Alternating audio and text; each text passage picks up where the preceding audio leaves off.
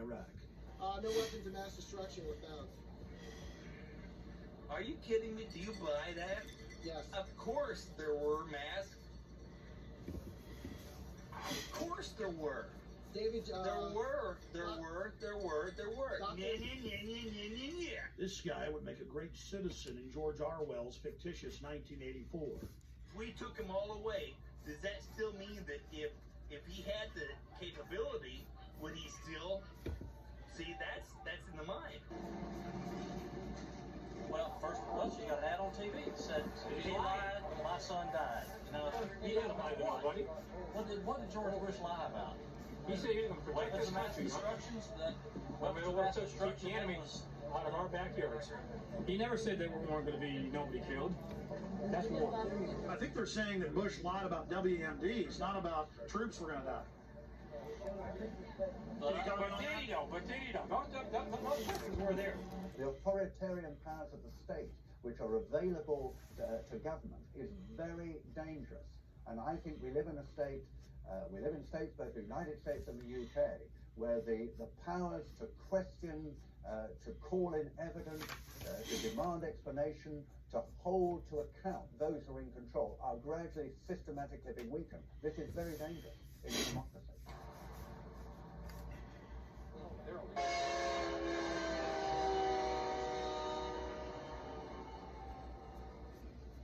Now, Dick Cheney and John Bolton and others have been saying Iran poses an immediate danger. They could get a nuclear weapon before we know it. All the same things they said about Iraq. And so we have to do something about that now. You know, he said the same thing about Iraq, and like you said, he was caught red-handed. It's proven to be lies. Why should we believe him about Iran? I'm pleased to tell you, American people, that the National Intelligence Estimate just put out on Iran says that Iran cannot possibly get a nuclear weapon for 10 more years. Let me say it one more time. Iran can't keep a nuclear power, weapons-wise, for 10 more years.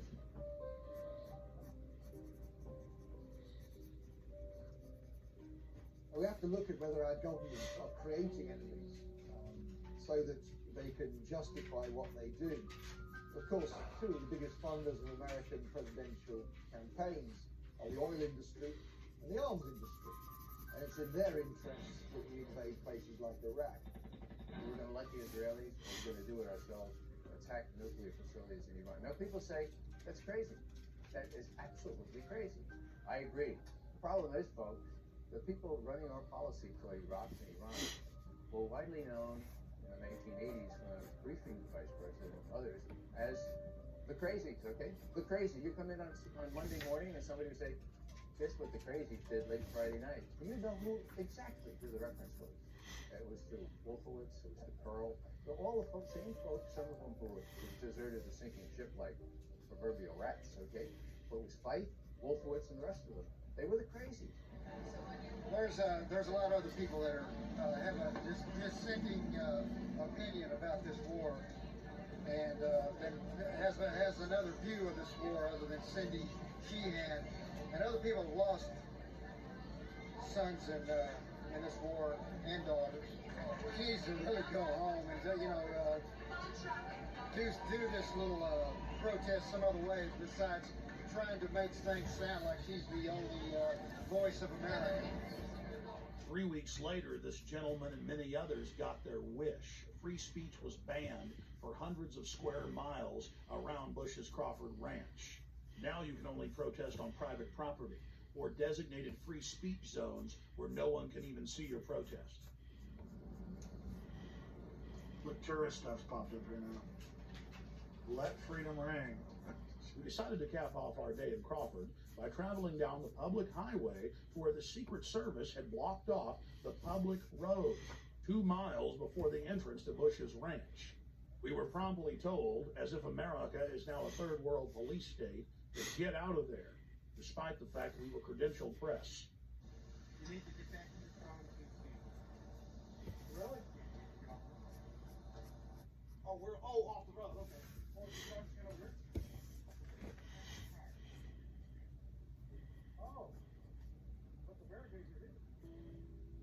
So let me get this straight. You believe that the U.S. government crashed those airplanes under the World Trade? Yes, the evidence shows it. Your proof. Take a hike. The whole point about 9/11 is that it gave a pretext for a preconceived plan.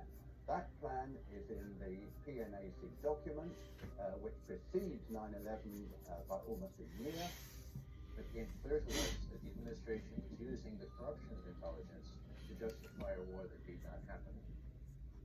In my opinion, when you look at the details of 9/11 and you read reports that there were planes that supposedly contained terrorists but did not take off that day, and that the Flight 93, for example, was supposed to be aimed at either Capitol Hill or the White House, the fact that they had a You back causing trouble for me? There are a host Because you know I'm doing something. on all of this. The reason they're unanswered is because this president, this administration will not answer the questions. Why is it that perhaps the biggest question of all, why is it that after, on 9/11, 8:20 a.m., when it was undoubtedly, without any question, one of those planes had been hijacked, between 8:20 and 9:38, when the Pentagon was hit, an hour and 20 minutes, no U.S. airplane was put into the air.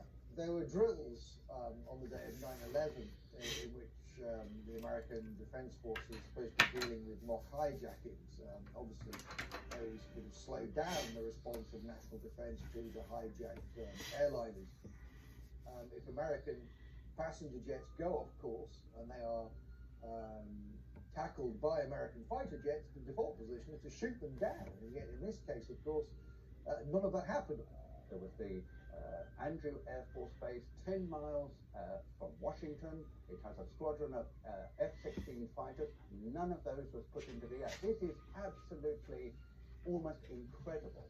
The most powerful military, technological country in the world, albeit under a terrifying attack, was not able to put planes into the air, which actually could probably have stopped at least the second and third hits. And we've got to ask why George Bush sat there with a group of school children, 16 minutes, Why are you starting trouble with me? The president's in Sarasota. He's told that the second plane has hit the World Trade Center. And the Secret Service guy, we're at it.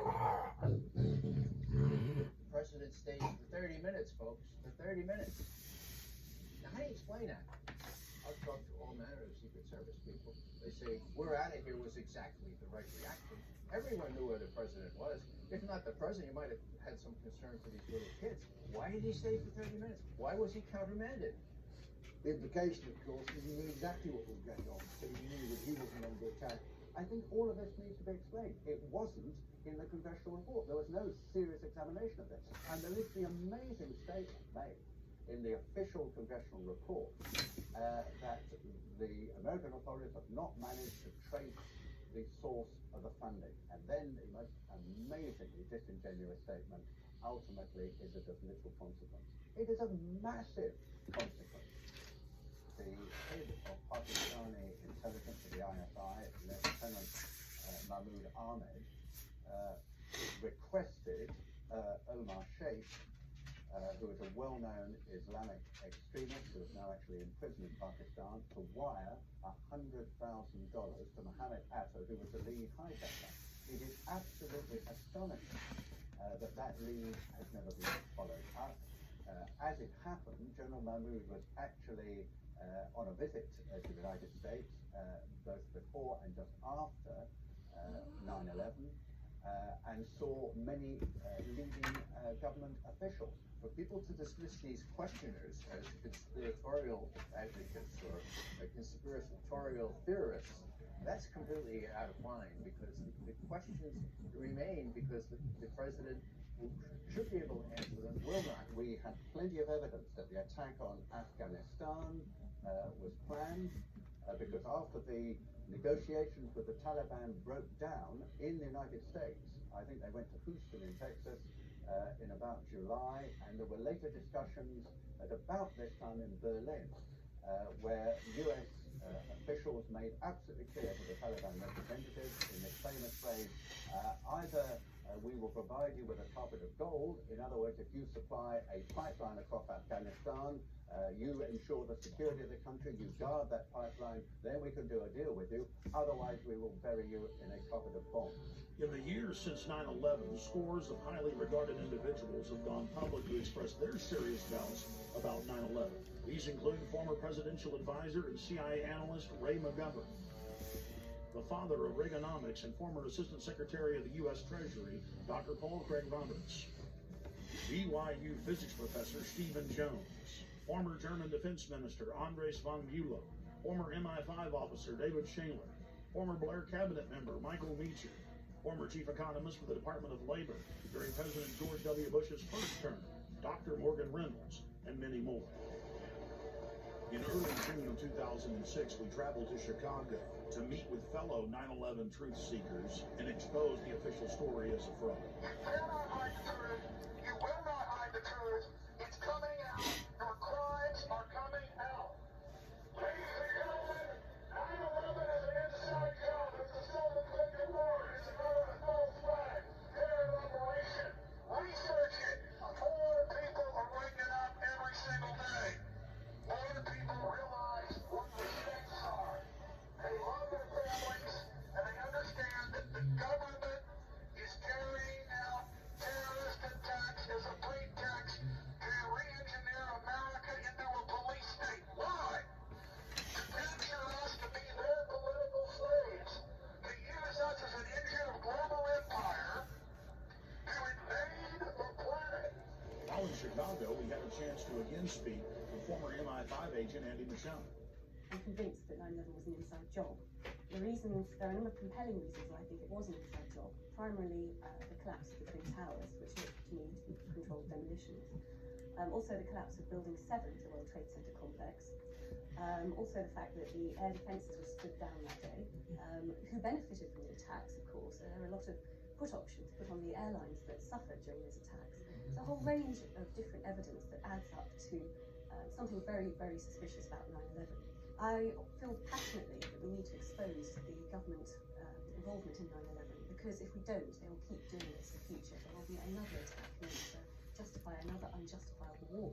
We also spoke with Dr. Morgan Reynolds.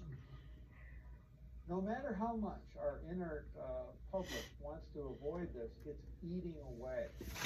It's willful denial, willful ignorance. It's eating away at the underbelly of America. And we aren't going to solve our problems by ignoring 9/11. The biggest smoking gun then and now is WTC-7. How can anyone watch it without some kind of a psyop or verbiage accompanying it and not look at that and say, hey, that building was just demolished, just the way the Las Vegas Sands was, or the Seattle Stadium, etc. Just there's no way around that. Here we are in so-called broad daylight. It's 5:20 p.m. and we've got cameras on it. And what other explanation can there be for this very conventional-looking collapse with under 7 seconds? That just has crime, inside jobs written all over it. We need real conviction. We need arrest. We need prosecution.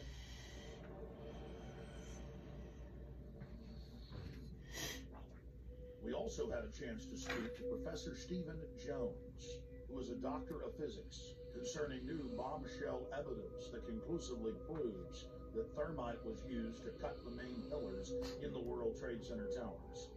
There is this molten metal, molten material flowing out of the South Tower just before it's collapsed.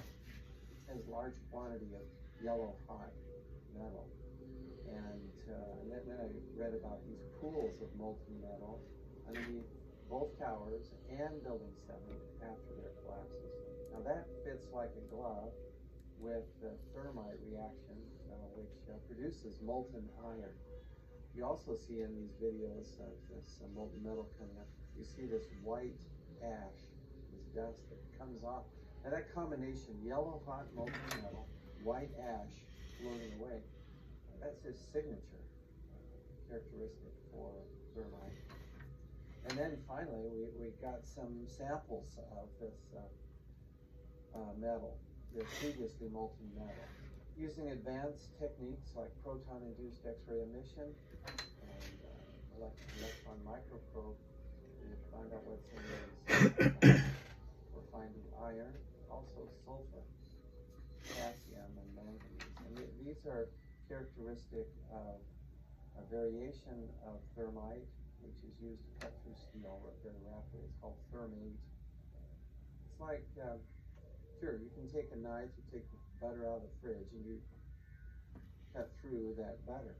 Now, adding sulfur to thermite and also potassium permanganate, these chemicals, it's like heating up your knife to a very high temperature, that slices right through the butter, even if the butter's cold, slices right through. Same way here, by adding sulfur and potassium permanganate to thermite, it'll now slice through structural steel very rapidly. But the end products then, you'll have sulfur and potassium, manganese, and iron. And that's what we see. Thermite had to be planted in the buildings, which of course implies directly an inside job. Someone had to have access into the building. Then in mid-March of 2006, actor Charlie Sheen went public on my syndicated radio show and simply called for a new independent investigation and questioned the official story. Sheen knew that the establishment lapdogs would attack his personal past, whether real or manufactured, instead of challenging him on the facts. So Charles Sheen preemptively challenged them to challenge him on the facts, something they steadfastly refused to do. Literally hundreds of vicious hit pieces were written in newspapers worldwide. Every old rumor was dredged up and thrown at Sheen, and a fresh raft of allegations was launched at him. The only national television program that was fair in its presentation was Showbiz Tonight with A.J. Hammer on CNN. On Showbiz Tonight, Charlie Sheen speaks out on a controversial theory that the government covered up what really happened on 9/11. Taking over 4 commercial airliners and hitting 75% of their targets. That feels like a conspiracy theory. Tonight, we dig even deeper. The host of the radio show on which Sheen leveled his startling allegations joins us live right here on Showbiz Tonight. The radio host who interviewed Sheen is Alex Jones of the Genesis Communications Network. Alex joins me live from Austin, Texas to talk about Sheen's riveting comments. Alex, as I mentioned, the response that we got from doing this story last night absolutely shocking. So I want to know how it actually all came about. How did the interview with Charlie Sheen actually happen? Did you guys reach out to him? Did he call you? What was the deal?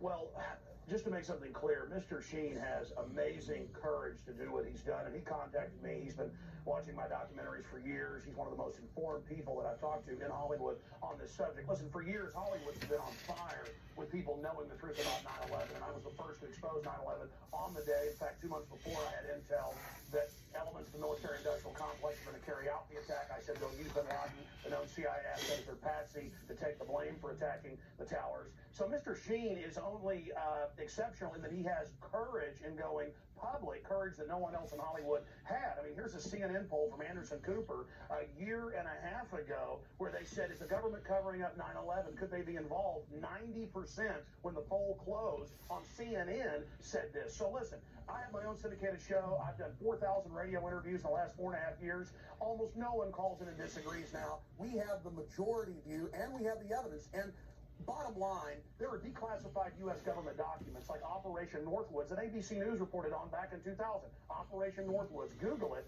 and in there the U.S. government, an element of it said we want to hijack jets by remote control, crash them, and blame it on the Soviet Union and Cuba. Now, that was decades ago. This is why we believe this. Right. Then you look at the official story, the firefighters, the police, hundreds of them saying there were bombs in the buildings. They were told to shut up. You look at Building 7, detonators are going off. You can see the explosions. And Alex, a lot of this is what Charlie Sheen was covering. I'm actually just curious, did he reach out to you guys? Is he the one who put the call into you? Sure, How we wound up on your show? Sure, he called me a few weeks ago and said that he loves his country. He has nothing to gain from this, and in fact, it's dangerous for him to do. But he said, I love this country and my kids so much that I'm going to do this, Alex. And I said, God bless you, because now it makes for other Hollywood people who've got major pull, who know the truth, to start going public. Look, it's really simple. Let's understand this, okay? 9/11 was an inside job. It was a self-inflicted wound, and what Charlie Sheen is doing is just amazing, and he can only be commended for it. And all he's calling for is a real investigation. I go further at Infowars.com and PrisonPlanet.com. We lay out how it happened, what took place, and it's not just Charlie Sheen. I've interviewed. CNN has interviewed some of these people. The only network that I've seen doing it. You guys have interviewed. There have been physics professors that have gone public. There have been the heads of mining colleges that have gone public. George Bush Sr.'s top CIA advisor who briefed him and briefed Ronald Reagan, one of the highest level guys at the CIA, says our government is clearly involved in carrying out terror to blame it on foreign enemies. Did you know that on CIA.gov, they admit that they carried out terror attacks in 1953 to blame it on Mohammad Mossadegh in Iran as a pretext to overthrow Iran? I'm going to write all good stuff and all stuff that needs to be talked about. But the question is why? Why have so many of the major media outlets not talked about these alternative theories that exist behind 9/11? Why is that? Mark Twain said that in the beginning, a patriot is a scarce man, hated and feared and scorned. But in time when his cause succeeds, the timid join him, because then it costs nothing to be a patriot. A lot of people don't have the courage that you have, AJ. A lot of people don't have the courage of Charlie Sheen. They don't have the courage of the German defense minister, Andres von Bülow, What do you think 2 years ago. What do you think they're afraid of that's going to happen to them? They're afraid of being beaten up by the hordes of neocon intimidators who try to go out there with their Gestapo Nazi tactics to kind of bludgeon everybody with their blogs and radio shows to shut up. But they've lost power because people have learned that they're a bunch of liars. They lied about the WMDs. They've lied about everything, and now their credibility is totally blown. The new White House memo just came out where Bush was talking about staging the shoot down of American planes to blame it on Saddam. That's public. That's admitted. We have been getting an overwhelming response to our Showbiz Tonight question of the day. Charlie Sheen speaks out. Do you agree with his assertion that there is a government cover-up of 9/11? Let's take a look at how the voters doing so far. 82% of you say yes. Only 18% of you say no. I had a sense that this thing was going to get hot. I didn't realize that, as you say, it was going to go supernova. That if they continue to attack me personally, it only gives credence to our side of the argument. People want the truth. They want the truth. And what's been offered to us resembles nothing of the sort. He says this, don't believe me, check out the facts. Go look at the evidence. Don't believe the attack dog. It isn't about Charlie Sheen or Alex Jones or AJ Hammer. Right. It's about NORAD standing down. It's about bombs in the buildings. It's about Pentagon documents saying they wanted to carry out these attacks and blame it on foreign enemies. This is all public. That's why all these physicists and politicians and people and congresswomen, ideas are bulletproof. And the New World Order better stop carrying out terror attacks. We've caught them over 200 times in the last 100 years. Western governments doing this. Hitler does it. The British do it. The Russians did it. Governments do this. And I'm not saying the whole government. Very small criminal black world is what they're called. Operators are carrying this out. That's the facts. Please go investigate it, ladies and gentlemen. You will discover the truth. Look at America. It's turning into a police state. We're putting cameras in school bathrooms. Nothing can stop the truth from coming out on 9/11, and we're in danger of the New World Order carrying out more terror attacks to keep this war for empire. Charlie Sheen then appeared on Jimmy Kimmel Live. Sheen again threw down the gauntlet and challenged his detractors to look at the facts of Building 7 and the 5 frames from the Pentagon. You know him from movies like Platoon and Wall Street, and in addition to seeing him every week on 2.5 Men, opening tonight, you can see him in Scary Movie 4. Please welcome the indestructible Charlie Sheen.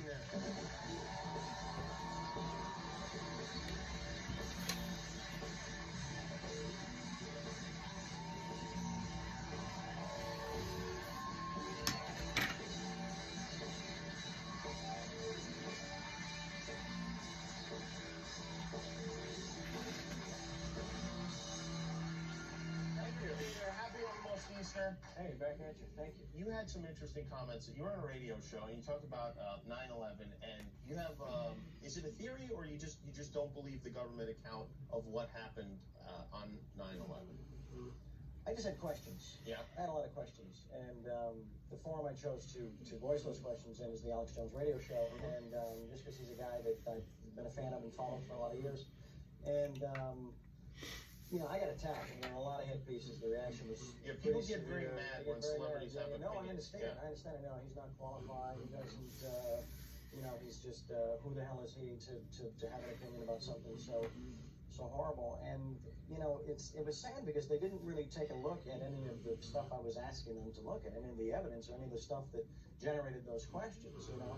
And they said, oh, he's another tinfoil hat wearing Hollywood clown, you know? And it's like the only, you know, I felt that the only real validation I needed was just being a tax-paying American that loves my country.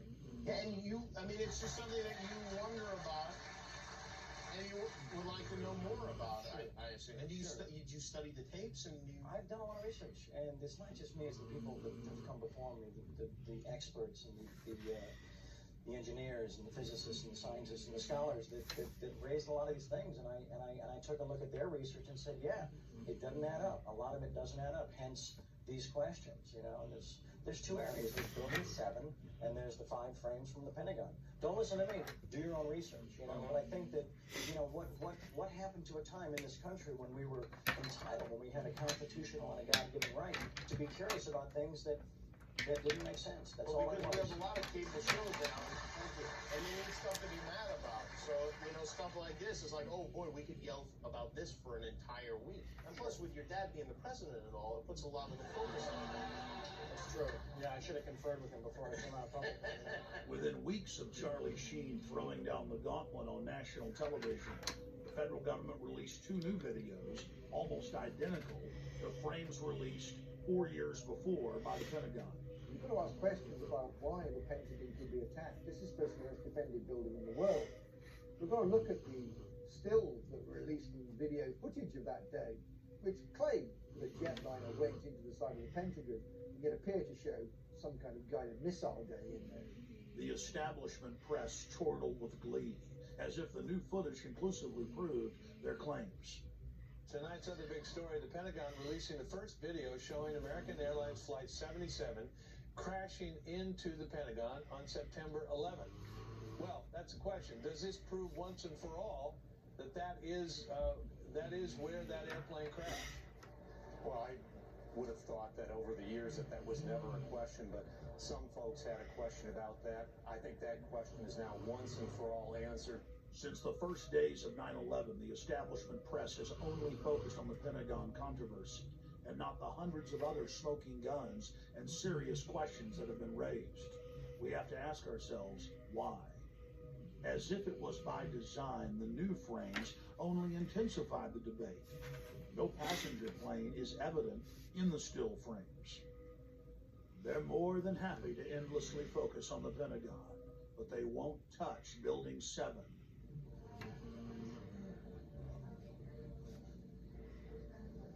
It's amazing. Amazing, incredible, pick your word. For the 3rd time today, it's reminiscent of those pictures we've all seen too much on television before, when a building was deliberately destroyed by well-placed dynamite to knock it down. We have the owner of the World Trade Center complex admitting on tape that he ordered the building demolished on the afternoon of 9/11. I said, you know, we've had such terrible loss of life. The smartest thing to do is pull it. And they made that decision to pull, and then we watched the building collapse.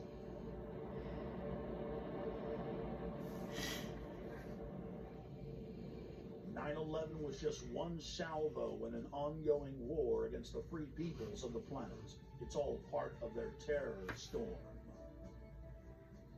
Pentagon war planners now publicly admit that 90% of their battle plans are psychological versus physical. The information war has taken the place of aircraft carriers, fighter bombers, and Abrams M1A tanks. And you, the population of the planet, are the target.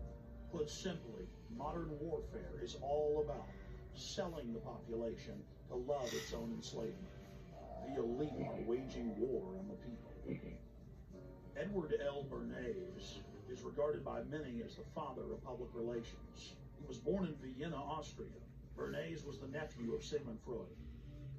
Bernays pioneered the use of psychology and other social sciences to design public persuasion campaigns. He published several scholarly works, still used in universities worldwide today. On page 71 of his book Propaganda, Bernays wrote, "If we understand the mechanisms and motives of the group mind, is it not possible to control and regiment the masses according to our will without their knowing about it?" Bernays literally wrote the book on modern propaganda. His clients included Procter & Gamble, CBS Television, the United Fruit Company, the American Tobacco Company, General Electric, Dodge Motors, and he also spearheaded the national campaign to fluoridate the water supply of America through the fluoridationist of the Public Health Service.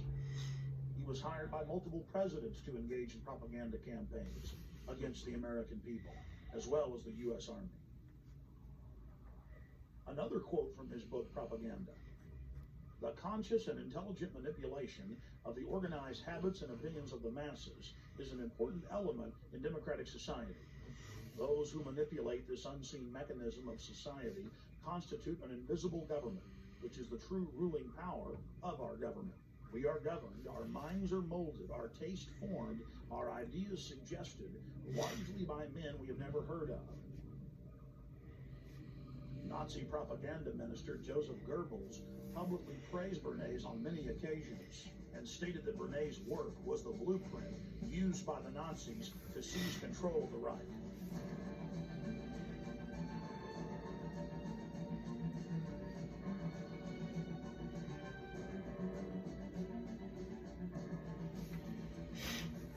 Edward Bernays advanced the science of propaganda light years.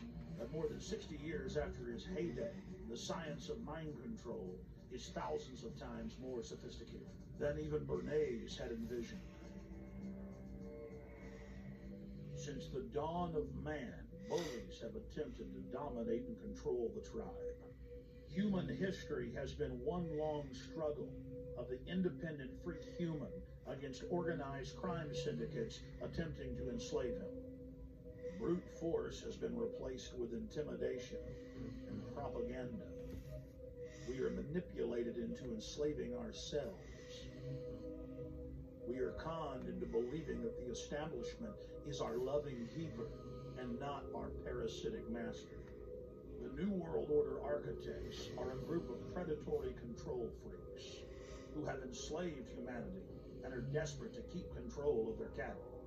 The elite is threatened by independent free humans who control their own destinies. They're threatened by intelligence, by beauty, by honor, by family. They seek to control and steer the destiny of humanity in a direction that secures their power monopoly forever. They are sadistic, they are callous, they think nothing of human life, only control and keeping that control. The entire world is being engineered, designed to be a prison planet, a control grid over free humanity, where no dissent is tolerated. Once you realize that the establishment is laughing at you, you can begin to research the truth and start fighting back. Once you understand their game plan, it's very easy to defeat. Knowing who your enemy is half the battle.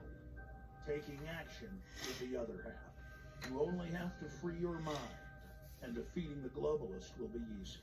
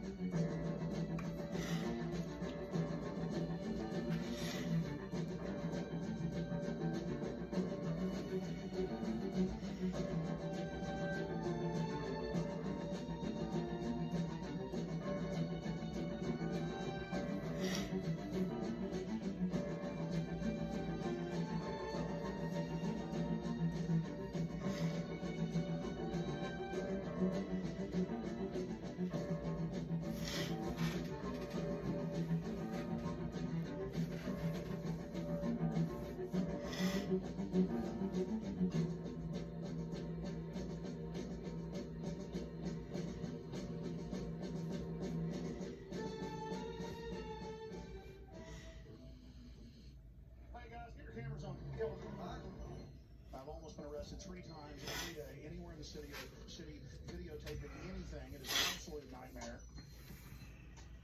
We're looking for patriots that know what the Bill of Rights and Constitution says, and that can see all of this and know that it's a fraud.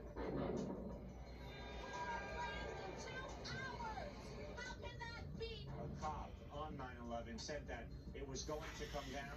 I don't know how he knew that. On the morning of 9/11, the CIA was running a drill of flying hijacked jets into the World Trade Center and Pentagon. Building 7 is further away from the towers and was not hit by planes. So if your building's owned by Larry Silverstein, it collapses because he's got a big fat insurance policy. The Project for New American Century said that we need a terrorist attack on the order of Pearl Harbor to get the American people behind a war. Prescott Bush, he did a number of things that were not only anti-American, but were pro-Hitler. A lot of people aren't going to know what's going to... I don't really know what it is. Why don't you talk about NORAD standing now, Michael? Why not the really hardcore 9/11 issues? You ever been in a ritual? That's really your damn business.